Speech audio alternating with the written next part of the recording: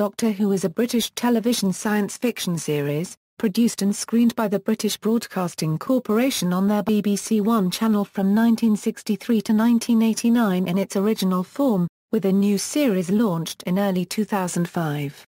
In between the two, there was a one-off television movie co-produced with Universal Pictures and 20th Century Fox Television, screened on the Fox network in the United States in 1996. Origins. In March 1962, Eric Maschwitz, the assistant and advisor to the controller of programs at BBC Television, asked Donald Wilson, the head of the script department, to have his department's survey group prepare a study on the feasibility of the BBC producing a new science fiction television series. The report was prepared by staff members Alice Frick and Donald Bull, and delivered the following month, much to the commendation of Wilson, Maschwitz and the BBC's assistant controller of programmes Donald Baverstock. A follow-up report into specific ideas for the format of such a programme was commissioned, and delivered in July. Prepared by Frick with another script department staff member, John Brybon, this report recommended a series dealing with time travel as being an idea particularly worthy of development. In December, Canadian-born Sidney Newman arrived at BBC Television as the new head of drama. Newman was a science fiction fan who had overseen several such productions in his previous positions at ABC Television and the Canadian Broadcasting Corporation. In March 1963, he was made aware by Baverstock now promoted to controller of programs of a gap in the schedule on Saturday evenings between the sports showcase grandstand and the pop music program Jukebox Jury. Ideally, any program scheduled here would appeal to children that had previously been accustomed to the time slot. The teenaged audience of Jukebox Jury. And the adult sports fan audience of Grandstand. Newman decided that a science fiction program would be perfect to fill the gap, and enthusiastically took up the existing script department research, initiating several brainstorming sessions with Wilson, Brybon, Frick and another BBC staff writer, C.E.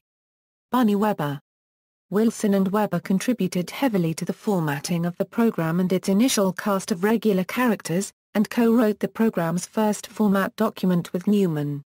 Newman personally came up with the idea of a time machine larger on the inside than the outside and the idea of the central character, the mysterious Doctor. He also gave the series the name Doctor Who. Later in the year production was initiated and handed over to producer Verity Lambert and story editor David Whittaker to oversee, after a brief period when the show had been handled by a caretaker producer, Rex Tucker. Concerned about Lambert's relative lack of experience, Wilson appointed the experienced staff director Mervyn Pinfield as associate producer.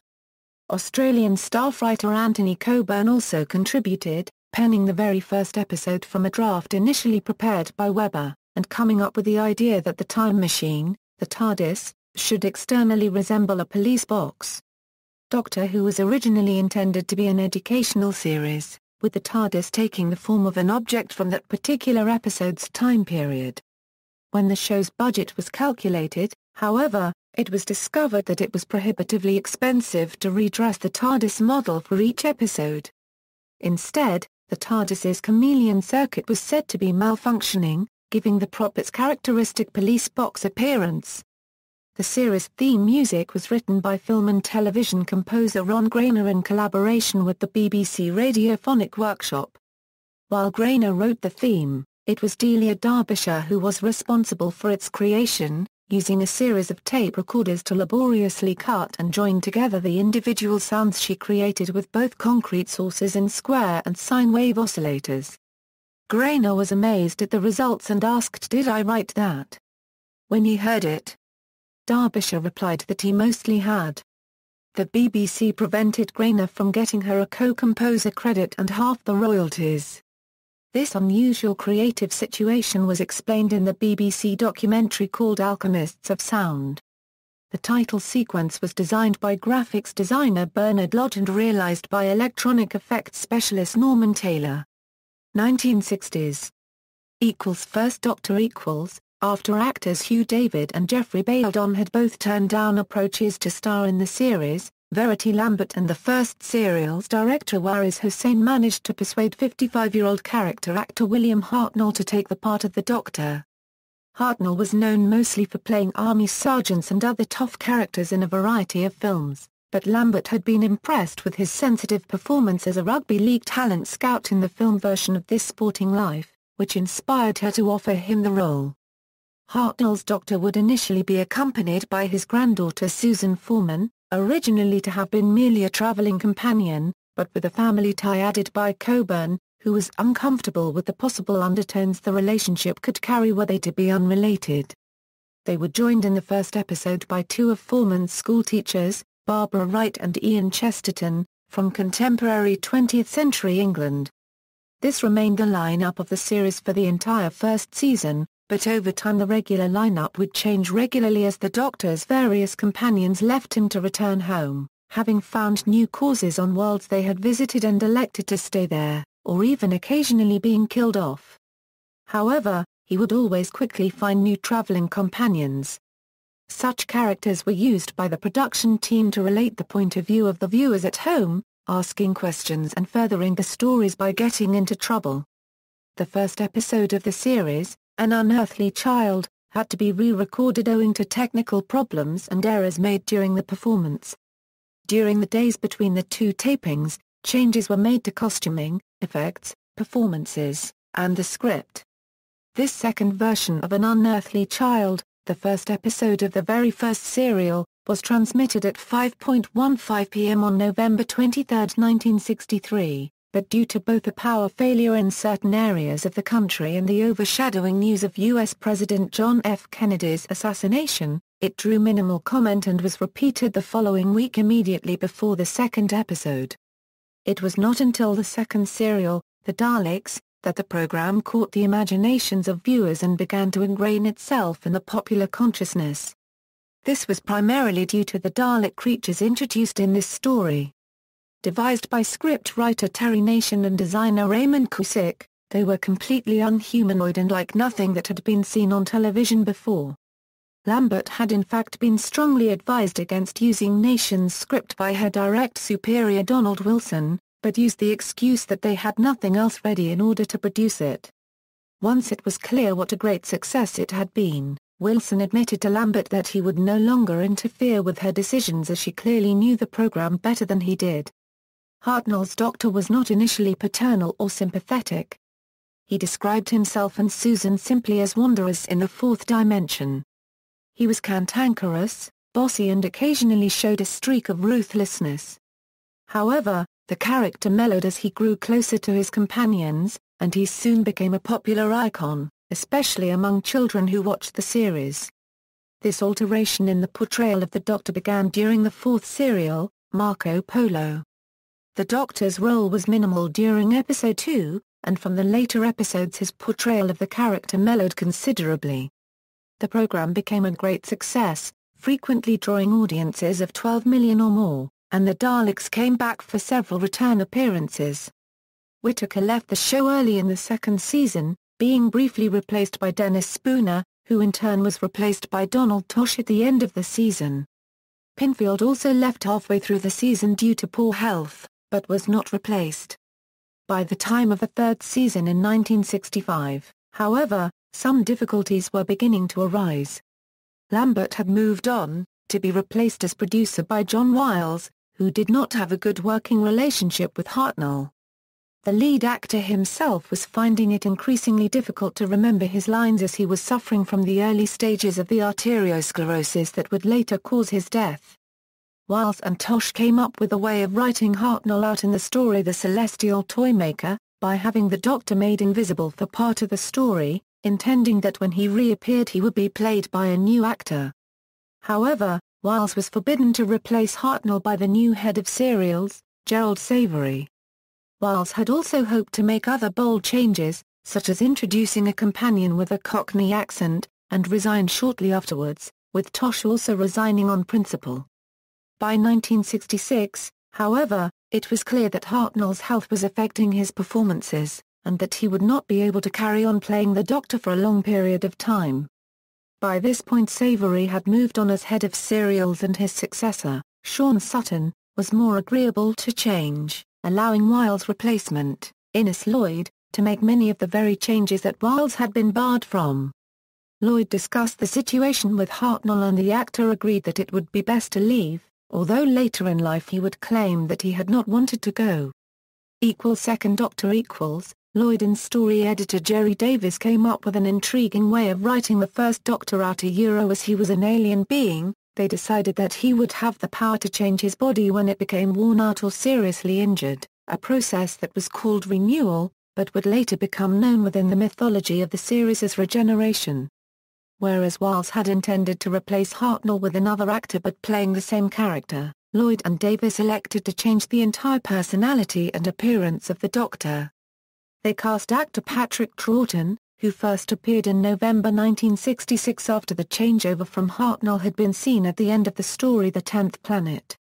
That serial also introduced the popular Cybermen, villains who would return to face the Doctor on several subsequent occasions. Troughton played the role generally in a more lightweight, comical manner, albeit still with much of the original character's passionate hatred of evil and desire to help the oppressed. He also on occasion showed a darker side, manipulating his companions and the people around him for the greater good. Davies left the show at the end of the 4th season, and was replaced by Peter Bryant. A few months later, Lloyd left the show and Bryant was promoted to producer. Bryant's successor as script editor was Derek Sherwin.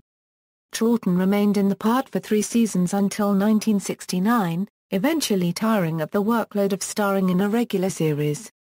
By this time, the viewing figures for Doctor Who had fallen considerably, and new script editor Terence Dix recalled that there was some talk of ending the series at the conclusion of his 6th season in 1969.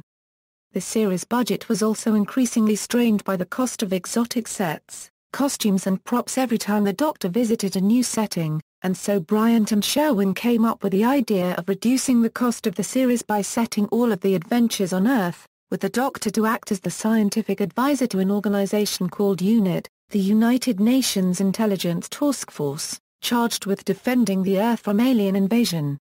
This new setup was tested in the season 6 story The Invasion, and at the end of the season was put in place more permanently by having the Second Doctor captured by his own race, the Time Lords, and sentenced to exile on Earth, with his appearance being changed again as punishment for his interference in the affairs of other races.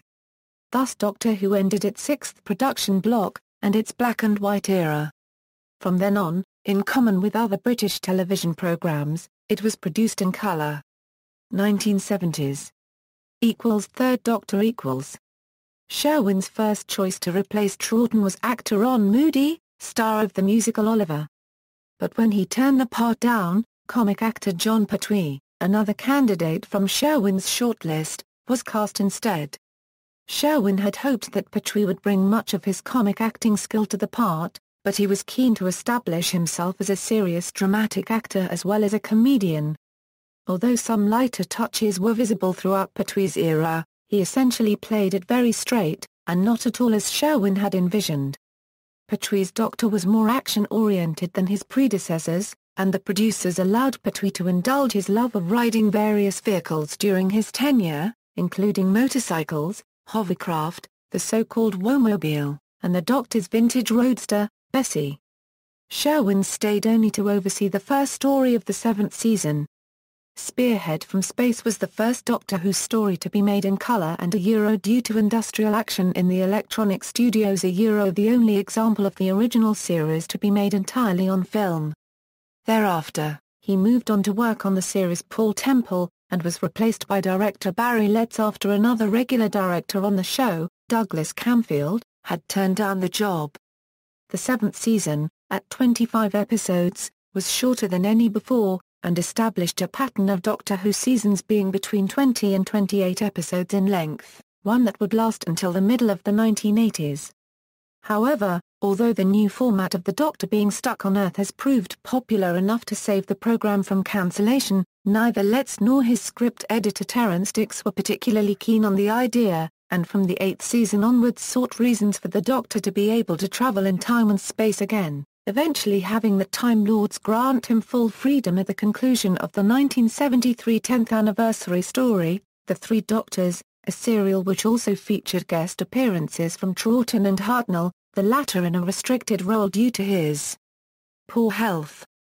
Another innovation of theirs from the 8th season onwards was the introduction of the character of the Master as a new nemesis for the Doctor, conceived as a Professor Moriarty to the Doctor's Sherlock Holmes. Played by Roger Delgado, he became a highly popular character, although over the following 2 seasons it was felt that he became a little overused.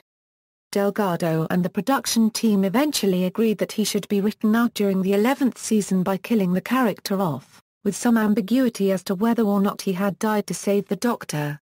However, before this story could be written, Delgado was killed in a car accident in Turkey. His death had a profound effect on Pertwee, with actress Katie Manning also having departed from her role as companion Jo Grant after 3 seasons, and Letts and Dix both planning to move on. Pertwee felt that his family on the show was breaking up, and he decided to leave at the conclusion of the 11th season in 1974.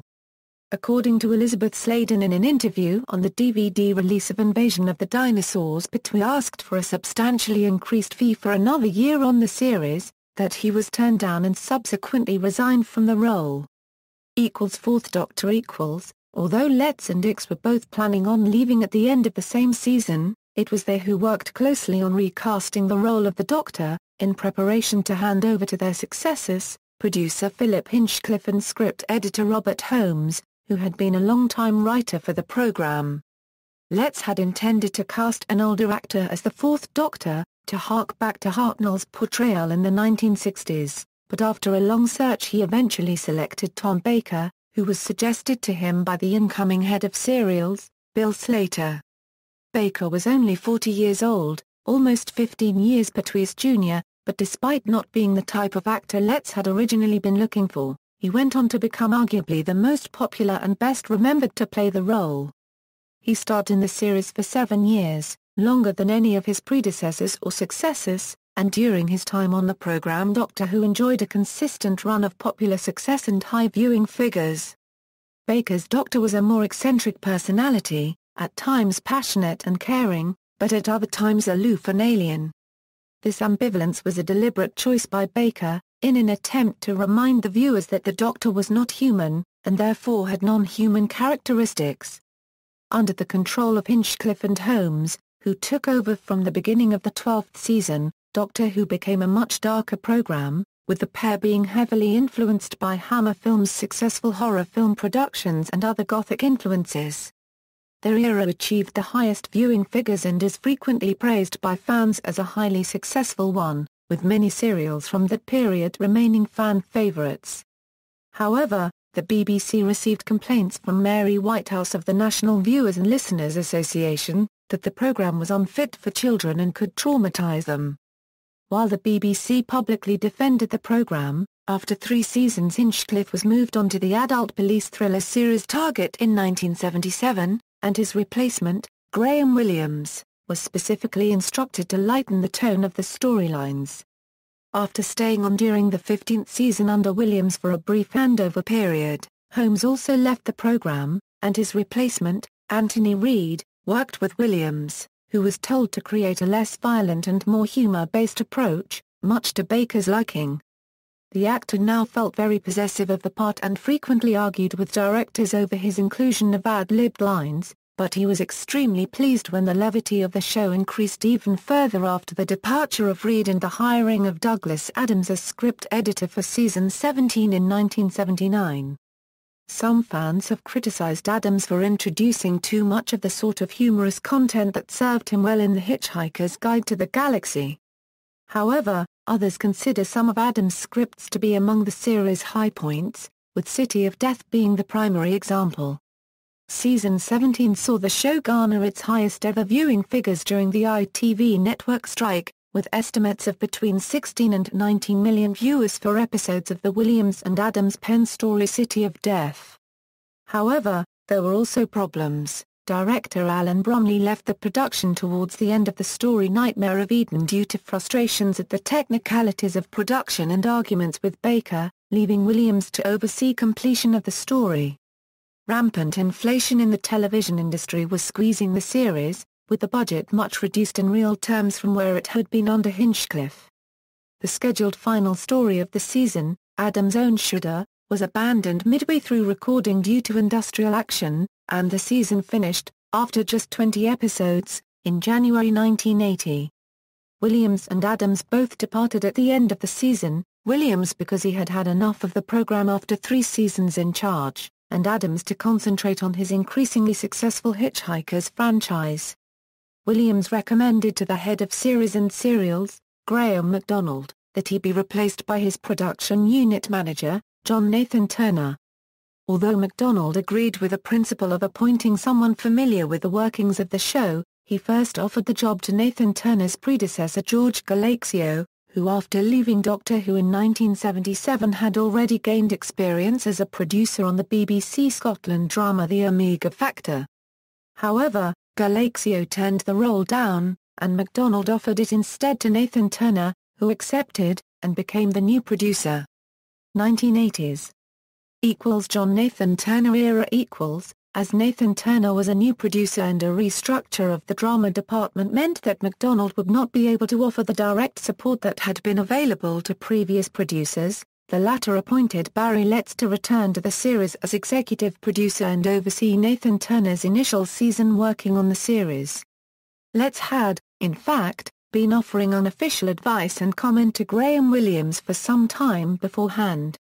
Nathan Turner and the new script editor, Christopher H. Bide-Mead, sought to return to a more serious tone for the series, reining in much of the humor that had been prevalent during Williams' tenure and changing the characters' costumes. The new producer also sought to bring the show into the 1980s, commissioning a new title sequence, bringing all the incidental music in-house to be produced electronically by the BBC Radiophonic Workshop, and commissioning Peter Howell of the Workshop to come up with a brand new arrangement of the series' famous theme tune. This displeased both Baker and his co-star Lalla Ward, who did not see eye to eye with Nathan Turner on the new direction. These changes arrived with season 18 in the autumn of 1980, when the audience for Doctor Who had fallen dramatically to around 5 million viewers, due chiefly to competition from the ITV network's American import Buck Rogers in the 25th Century. There was a further blow when Tom Baker decided that after 7 seasons in the part he would leave the role. His departure was heavily publicized in the press, with Baker attracting much comment for his tongue-in-cheek suggestion that his successor could be a woman, which the publicity-aware Nathan Turner was not quick to deny. Fifth Doctor The producer initially sought actor Richard Griffiths to succeed Baker, but when he proved unavailable, cast Peter Davison, with whom he had previously worked on the popular drama series All Creatures Great and Small. Davison was very different from his 4 predecessors, being much younger, in line with Nathan Turner's desire for the Fifth Doctor to be completely unlike the popular Fourth, so that the public would not draw unfavorable comparisons between the two. Davison's Doctor was arguably the most human of them all, and the one whose vulnerability was emphasized the most. The Fifth Doctor, more often than not, reacted to circumstances around him rather than being proactive, and had the air of a young aristocrat about him, in contrast to Baker's bohemian personality. Davison made his first appearance at the end of the season 18 Closer, Logopolis, although it was to be a year until his first full season in the part began in 1982. In the meantime, Alan Hart, controller of BBC One, had decided to move the programme from an autumn to a spring transmission slot. This was partly because, after 18 years on Saturday evenings, he had also decided to change the transmission date, running the series twice weekly on weekdays instead of once a week on Saturdays. This had the effect of halving the number of weeks the series was on air to 13 instead of 26, and moving from an autumn to a spring debut. Additionally, Davison was also working on the BBC sitcom Sink or Swim and was unavailable to record enough episodes to make an autumn start date viable. This experiment in seeing the viability of running a twice-weekly drama serial would later lead to the launching of the massively popular soap opera EastEnders in a similar slot. It also had the short-term effect of doubling the Doctor Who audience, with the story Black Orchid being the final story of the regular run and the only one of the 1980s to break the double-figure millions barrier for the story overall, with a recorded figure of 10 million viewers. The last individual episode with over 10 million viewers was the first part of 1982's Time Flight. During production of the 19th season, Bide decided to move on and was replaced as script editor, first on a temporary basis by Anthony Root and then on a more permanent basis by Eric Saward, who remained in the role for several years. He and Nathan Turner oversaw an increasing reliance on the show's history in following seasons, with the return of various characters and adversaries from the Doctor's past, culminating in 1983 with the 20th anniversary special 90-minute episode, The Five Doctors. Davison left the part after only 3 seasons in 1984. He had been advised by Patrick Troughton to stay no longer than 3 years, and was also disenchanted with the quality of the scripts on the program during the 20th season. Although he felt things had improved in the 21st, by then his departure had already been announced, and Nathan Turner had selected Colin Baker who had guest starred in the season 20 story arc of Infinity to replace him.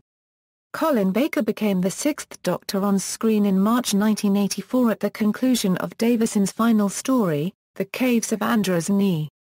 =6th Doctor Baker's first full season in 1985 was reasonably successful despite several changes. Alan Hart had decided to experiment with doubling the length of Doctor Who episodes, with season 22 comprising 13 45-minute episodes rather than 26 25-minute ones as had previously been the case. The series also returned to Saturday evenings, where it continued to draw reasonably respectable figures of 7 to 8 million viewers for most episodes even though it faced stiff opposition from another American import on ITV, the A-Team. Baker's portrayal of the Doctor also met with criticism. A more bombastic and overbearing personality than any of the others, the Doctor's use of deadly force against his enemies in a few stories caused controversy. The series once again drew some criticism for the horrific content of some of the episodes. Unlike those misgivings leveled at the earlier reign of producer Philip Hinchcliffe, however, many of these came from within the BBC itself. Michael Grade had taken over as controller of BBC One in 1984, and was not a fan of the series. In fact, he later admitted in interviews that he hated the programme, and he wanted to cancel it outright. There is much debate, however, as to how far his decisions were driven by his personal views. At the time, the BBC was suffering a financial shortfall due to expensive ventures such as the launch of EastEnders, breakfast and daytime television, and savings were needed across the corporation. In any case, when it was announced that Doctor Who's production would be moved back a financial year, the news was interpreted as that the show was under threat of cancellation. The press and public outcry was much larger than Grade or the Board of Governors of the BBC had expected, being given a full-page front cover story in the popular tabloid newspaper The Sun. A charity single, Doctor in Distress, was even produced and released in March 1985. It was written by Ian Levine and Fiacre Trench and performed by a group of 30 mid-level celebrities, including Nicola Bryant, Nicholas Courtney and Colin Baker himself, under the banner, Who Cares? The single was universally panned. Baker's era was interrupted by what would be a long 18-month hiatus between seasons 22 and 23, officially because the show was moved back from the spring to the autumn schedule, with only one new Doctor Who story, Slip Back, made on radio during the hiatus, broadcast as 6 parts on BBC Radio 4 from July 25 to August 8, 1985, as part of a children's magazine show called Pirate Radio 4. Season 23 eventually aired in the autumn of 1986. Production of the new season was complicated by various factors. Although the episode length had been reverted to 25 minutes, the number of episodes was reduced to 14, just over half the length of most previous seasons. The series was still up against the A-Team and, having been off the air for 18 months, found it hard to regain viewers who had turned to ITV. Saward and Nathan Turner had decided on an overarching storyline for the entire season entitled The Trial of a Time Lord, but its complexities proved confusing to both writers and viewers, with the season drawing viewing figures of only 4 to 5 million. Problems existed behind the scenes as well. Robert Holmes, who had returned to writing for the series on a semi-regular basis in 1984, died before he could deliver the final episode. In addition, Saward and Nathan Turner had a falling out, with Saward resigning from the program, and Nathan Turner unofficially taking on the role of script editor after Saward's departure. Despite all of this, Grade consented to allow the series to continue, but moved it away from Saturday nights into a midweek slot once more, and limited it to one episode per week. He also ordered that a new Doctor be found, as he was not enamored of Colin Baker's portrayal. Baker was therefore dismissed from the role, despite Nathan Turner's pleas to the BBC brass that Baker did not fulfill his 3-year contract due to the 18-month hiatus when nothing was filmed, plus the format changes between the 2 seasons, where Baker only did the equivalent of just a season and a half's worth of work in total. Seventh Doctor Nathan Turner had thought that he too would finally be leaving the series, but with no other producer available or willing to take on the series, he was instructed to remain. As a BBC staff producer, he had little choice but to either accept this or resign from the corporation's staff. Not having expected to be producing season 24, Nathan Turner was left with little time to prepare, hiring inexperienced Andrew Cartmel as script editor on the advice of a friend who had run a BBC drama script unit course that Cartmel had attended, and casting little-known Scottish actor Sylvester McCoy as the Seventh Doctor. In his first season, McCoy, a comedy actor, portrayed the character with a degree of clown-like humour, but Cartmel's influence soon changed that. The Seventh Doctor developed into a darker figure than any of his earlier incarnations, manipulating people like chess pieces and always seeming to be playing a deeper game than he ever let on. The new season was placed by Grade at 7:35 p.m. on Monday evenings opposite the ITV soap opera, Coronation Street. The latter was the most watched programme on British television, and the viewing figures for Doctor Who suffered accordingly, though they were frequently the best for any BBC programme broadcast in the slot. The season's quality was also publicly derided by many fans of the programme, although over the following 2 seasons the criticism was balanced out by some happier viewers, who felt that the young team of writers being assembled by Cartmel was taking the programme in the right direction. Nathan Turner attempted to leave once more at the end of production on the 25th season in 1988, but was once again persuaded to stay for a further year after another BBC producer Paul Stone, who had produced The Box of Delights was offered the position but declined. He and Cartmel remained on the production team for the 26th season in 1989. Although the season once again drew praise, the viewing figures were disastrous, starting at around the 3 million mark and improving to only around 4.5 million by the season's conclusion. At the end of the year, Cartmel was headhunted to script edit the BBC's popular medical drama, Casualty, and Nathan Turner also finally left the show, although no replacements were assigned for either position as in-house production was being shut down. Although Michael Grade had left the BBC in 1987 to take up a new position as chief executive of Channel 4, Doctor Who remained in its poor slot opposite Coronation Street and continued to suffer in the ratings. Jonathan Powell, the new controller of BBC One, who regarded Nathan Turner with contempt, decided to suspend the series, a decision which was clear to the production team by the end of production on the 26th season in August 1989. The final story to be produced as part of the original run was Ghostlight, although it was not the last to be broadcast. That was Survival, the last episode of which was transmitted on December 6, 1989, and brought the series' 26-year run to a close. John Nathan Turner decided close to transmission that a more suitable conclusion should be given to the final episode as it was possibly going to be the last ever. Accordingly, Andrew Cartmel wrote a short, melancholic closing monologue for Sylvester McCoy, which McCoy recorded on November 23, 1989 by coincidence, the show's 26th anniversary. This was dubbed over the closing scene as the Doctor and his companion Ace walked off into the distance, apparently to further adventures. 1990s. Planned Season 27 . At the time production of the original series was cancelled, work had already begun on Season 27. Both McCoy and incumbent companion Sophie Aldred have stated that they would have left during the season. Storylines would have seen Ace joining the Time Lord Academy on Gallifrey, and the introduction of a cat burglar as the new companion. Script editor Andrew Kirtnell had already begun work on 4 loosely connected stories which would have comprised the season: Earth Aid by Ben Aronovich, Ice Time by Mark Platt, Crime of the Century by Kirtnell, and Election by Robin Mukherjee. Ahead of the new companion's introduction, Ice Time would have featured her father, a criminal named Sam Tollinger, who was intended to be a recurring character.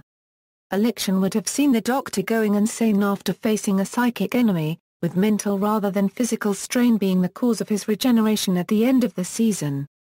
However, since the program was placed on indefinite hiatus, none of these stories were fully developed. Actors Richard Griffiths and Ian Richardson were 2 names mentioned by the production team as replacements for McCoy. The above details appear based primarily on a theoretical article written by Dave Owen for Doctor Who magazine in issue 205, August 1997. In particular, the concept of regeneration through insanity was of Owen's own invention and was never part of the plans of Andrew Kirtnell or his team of writers, although Kirtnell has since become aware of the idea and given it his approval as a potentially fitting end to the 7th Doctor. None of the stories above were commissioned at the time of cancellation, even to the point of rough outlines, and were put together by Dave Owen from interviews with the most likely authors to have been commissioned had the series gone ahead. On November 12, 2009, Big Finish Productions announced they were doing an audio version of Season 27 with Sylvester McCoy and Sophie Aldred and Beth Chalmers as new companion named Rain Grieve. Mark Platt contributed Thin Ice, while script editor Andrew Kirtnell has written Crime of the Century, Animal and co-written Earth Aid with Ben Aronovich. Beyond Television. After the series was taken off the air in 1989. Various Doctor Who projects were produced under license by the BBC. Doctor Who magazine continued its long-running comic strip and published original fiction, initially continuing the run of stories with the 7th Doctor and Ace and featuring other companions and Doctors. Virgin Publishing published a series of original books, The New Adventures of Doctor Who, from 1991 to 1997. This series continued the stories of the 7th Doctor, further exploring and developing the themes and ideas introduced in the later years of the television series. Several writers who had worked on that era wrote NAs, as well as writers of earlier eras and some writers who would work on the new series, including Russell T. Davies, Paul Cornell, Mark Gatiss and Gareth Roberts. The NAs introduced original companions, including Bernice Summerfield, and at one point the series editors considered regenerating the Doctor. They did however regenerate the Master. The success of the NAs led Virgin to publish The Missing Adventures, featuring earlier Doctors and companions, and several short story anthologies. Following the television movie, the 8th Doctor replaced the 7th in both the comic strip and original books. BBC Books took back the rights to publish original fiction in 1997 and published 2 series, The 8th Doctor Adventures and The Past Doctor Adventures, as well as some anthologies of short stories, until 2005. Big Finish Productions adapted several NAs, minus the Doctor, into audio plays. On the back of these, they won a license from the BBC to produce original audio plays featuring the Doctors and their companions, and eventually also produced plays featuring other characters and monsters from the TV series and spin-offs. Big Finish has also published short story anthologies. Big Finish attracted a number of writers from the book series as well as new writers, including Rob Shearman. It also gave future Doctor David Tennant his first acting role in a Doctor Who story. For more information, see the Doctor Who spin-offs article. Although it was for all intents and purposes cancelled, the BBC maintained the series was merely on hiatus, and insisted the show would return. Nathan Turner would produce just one more Doctor Who project, the 30th anniversary special Dimensions in Time, in 1993, a replacement for an aborted 30th anniversary project called The Dark Dimension. 8th Doctor. Although in-house production had ceased, The BBC were hopeful of finding an independent production company to relaunch the show and had been approached for such a venture as early as July 1989 by Philip Segal, a British expatriate who worked for Columbia Pictures' television arm in the United States. Segal's negotiations dragged on for several years, and followed him from Columbia to Steven Spielberg's Amblin Entertainment Company and finally to Universal Studios' television arm. At Amblin, Segal had come close to interesting the CBS network in commissioning the series as a mid-season replacement show in 1994, but this eventually came to nothing. Finally, at Universal, Segal managed to interest the Fox network in the program, in the form of their vice president in charge of television movie production, Trevor Walton, an Englishman who was already familiar with the series. Although Walton had no power to commission a series, he was able to commission a one-time television movie that served as a backdoor pilot for a possible series revival. The movie that was eventually made was simply titled Doctor Who. To distinguish it from the television series, Segal later suggested the alternate title Enemy Within. Opinions on how to refer to the television movie differ among fans, but the most common usage is to just call it the television movie, or abbreviate it as the TVM. The original plan was for a completely new American version of Doctor Who, in the same way that Sanford & Son was an unrelated remake of Steptoe and Son and All in the Family had remade Till Death Us Do Part. However, when new script writer Matthew Jacobs came on board in 1995 at Walton's persuasion, feeling that a simpler story was needed than the intricate backstories Segal had created with writer John Leakley he persuaded Segal that the movie should instead be a direct continuation of the BBC series, something no American production had ever attempted before when buying the rights to a British programme. Segal agreed, and Sylvester McCoy appeared briefly at the beginning of the film, before regenerating into the Eighth Doctor as played by Paul McGann. McGann had been Segal's first choice for the part, although both the actor himself and the Fox network had not initially been keen. Segal later claimed that the BBC's executive producer on the project, Joe Wright, had wanted the role of the previous Doctor to be played by Tom Baker, as it was felt he was regarded as the definitive Doctor by the British public and McCoy's tenure had not been as popular, but she backed down when Segal explained how this went against the continuity of the programme.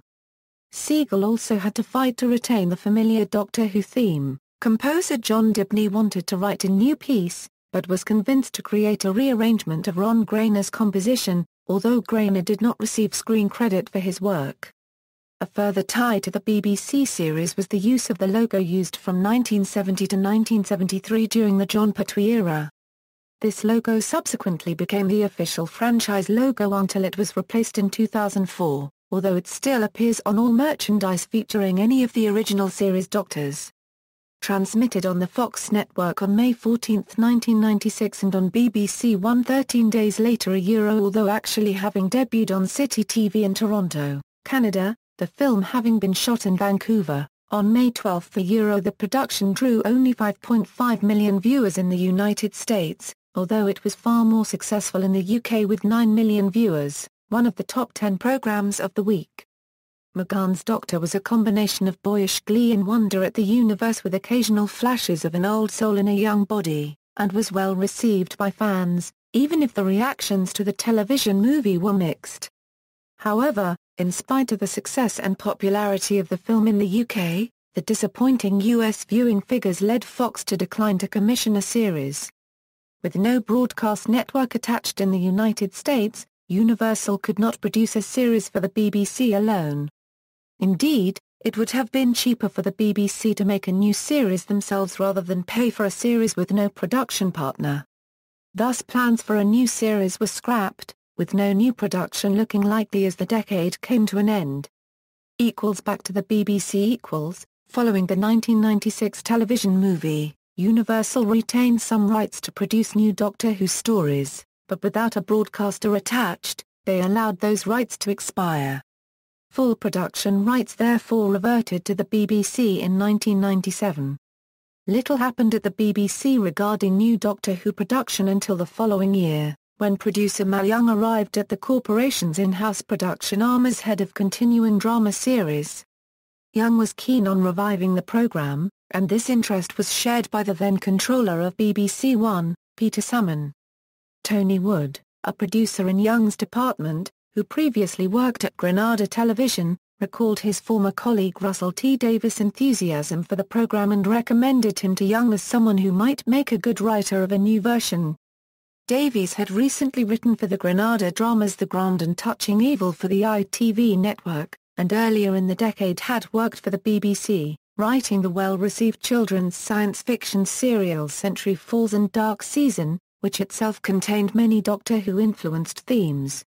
A meeting was arranged between Davies and Mal Young's development producer, Patrick Spence. In 1999 the media took hold of the story following the success and critical acclaim surrounding Davies' Channel 4 drama, Queer as Folk. Although various sources claim that a provisional title of Doctor Who 2000 had been given to the proposed new series, in reality very little work had been done, as Peter Salmon had been informed by BBC Worldwide that a new series would upset the tentative plans they were making for a new film version of the series. Thus, plans for the television revival were shelved for the time, and seemed to become even less likely in 2000 when Salmon was replaced as controller of BBC One. 2000s. 40th anniversary Doctor equals, however, Salmon's successor, Lorraine Hogesi, proved to be equally enthusiastic about the idea of new Doctor Who, often commenting to the press that she would like to pursue the idea but that rights difficulties prevented it. Similarly positive comments were made by the corporation's overall head of drama, Jane Tranter. Hogesi had received several new series proposals since she had taken over control of BBC One, the highest profile being from producer Dan Friedman who had produced a full-cast, official, audio Doctor Who story, entitled Death Comes to Time, for the BBC website in 2001. Another came from actor and writer Mark Gatiss, who in 2002 drew up and submitted a proposal in collaboration with writer Gareth Roberts and then Doctor Who magazine editor Clayton Hickman. In the meantime, BBC, the interactive media arm of the corporation, who had scored successes with their Doctor Who week casts, decided on a more ambitious project to celebrate the programme's upcoming 40th anniversary. In July 2003, BBC announced the production of Scream of the Shocker, a fully animated adventure adapted for week casting with Richard E. Grant as the Doctor and Sir Derek Jacobi as the Master. As there were no concrete plans for producing a new series, BBC announced Shocker as the official continuation of the programme, and that Grant was the official Ninth Doctor. However, events were soon to overtake that. Ninth Doctor in September 2003, Hogesi managed to persuade Worldwide that as several years had now passed and they were no nearer to producing a film, BBC Television should be allowed to make a new series. The other proposals notwithstanding, Tranter and Hogesi elected to approach Davies once again, who had often told the BBC when approached for other projects that he would only return to them to take charge of a new series of Doctor Who. He quickly accepted, and on September 26, 2003 it was officially announced that Doctor Who would be returning to BBC One, produced in-house at BBC Wales in 2004 for transmission in 2005. Davies was made the chief writer and executive producer of the new series, and other writers included Mark Gatiss, Stephen Moffat, Paul Cornell and Rob Shearman. The producer was Phil Collinson and the other executive producers were Mal Young, and BBC Wales head of drama, Julie Gardner. A new arrangement of the theme tune was composed by Murray Gold. Gardner later commented that the choice of Cardiff as the base for filming the series was the result of a combination of factors. She and Davies, who had worked together on the BBC drama series Casanova starring David Tennant, were both from Wales. The BBC was looking to move more of its productions away from London, and there was a good variety of filming locations in the area. The new series would comprise 13 45-minute-long episodes, with the first story titled Rose after the Doctor's new companion Rose Tyler. Unlike past seasons which used serial-style storytelling, the new series would have mainly stand-alone or two-part episodes. Filming of the first season began in Cardiff on July 18, 2004. With the new series confirmed, when Shocker was week cast in November 2003, The further adventures of Grant's Ninth Doctor were in doubt. In February 2004, plans for sequels to Shorker were indefinitely shelved, although Grant's version of the character, now dubbed the Shorker Doctor, would return in a short story entitled The Feast of the Stone, published on the BBC website. After much speculation in the press about possible candidates, BBC announced that Christopher Eccleston would be the Ninth Doctor, accompanied by former pop singer Billie Piper as Rose. In the April 2004 issue of Doctor Who magazine, Davies announced that Eccleston's Doctor would indeed be the Ninth Doctor, relegating Grant's Ninth Doctor to non-official status. In April 2004, Michael Grade returned to the BBC, this time as the chairman of the Board of Governors, although this position does not involve any commissioning or editorial responsibilities. Although he was quoted as being generally indifferent to the new series, he eventually wrote an email to BBC Director General Mark Thompson in June 2005, after the successful new first series, voicing approval for its popularity. He also declared, "I never dreamed I would ever write this. I must be going soft." However, not everyone was pleased with the new production. Some fans criticized the new logo and perceived changes to the TARDIS model. According to various news sources, members of the production team even received hate mail and death threats. The new logo and trailers were posted on the BBC website and were followed up by television spots in March 2005 with a media blitz in the run-up to the transmission of Rose on March 26.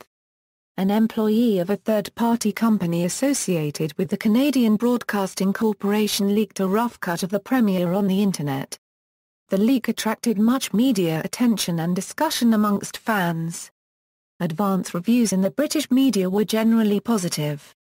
Rose finally saw transmission on March 26 at 7 p.m. on BBC One, the first regular episode of Doctor Who for over 15 years.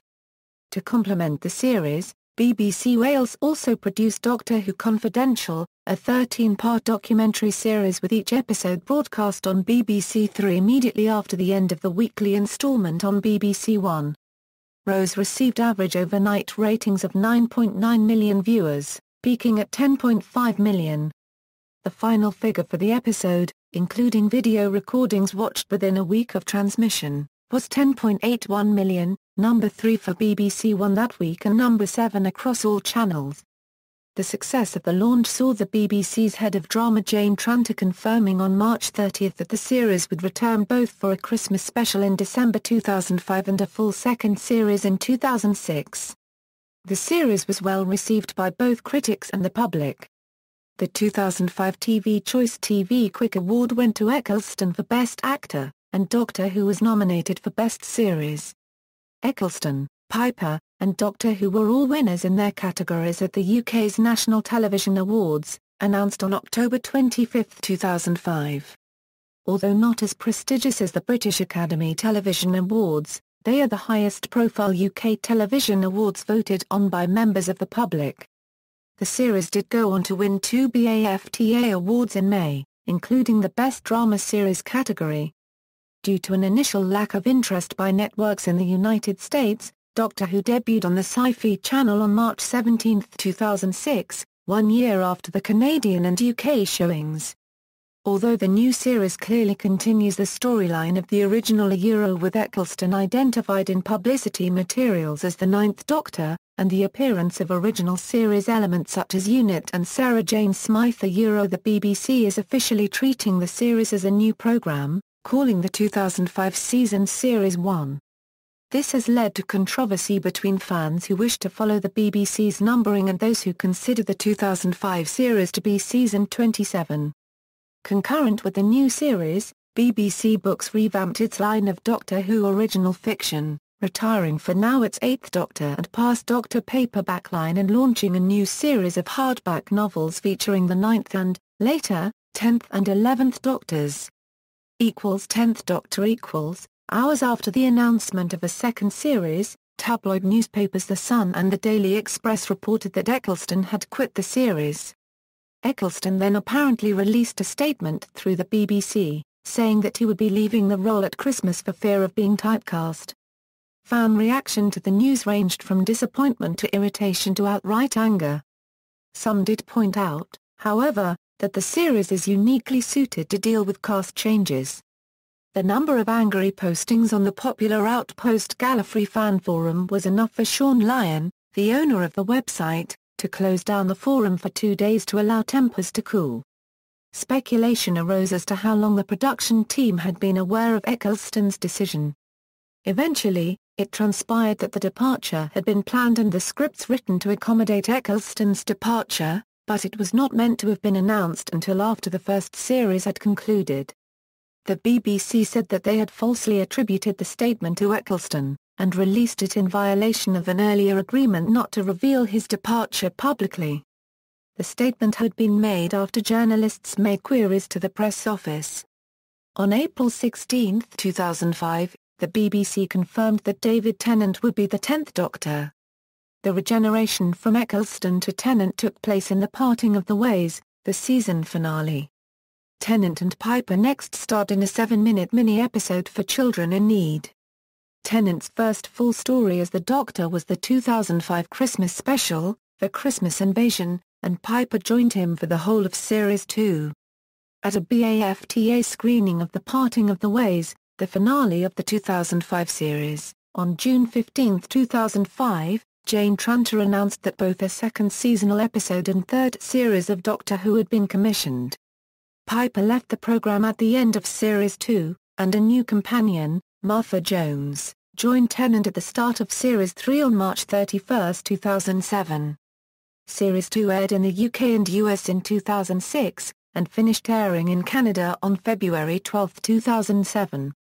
The third series aired in the UK in the spring of 2007 and began airing in Canada and the US during the summer of that year. A 2007 Christmas special Voyage of the Damned was broadcast on December 25, 2007 in the UK, featuring Kylie Minogue as a waitress named Astrid. The fourth series aired in the UK in 2008 featuring two companions.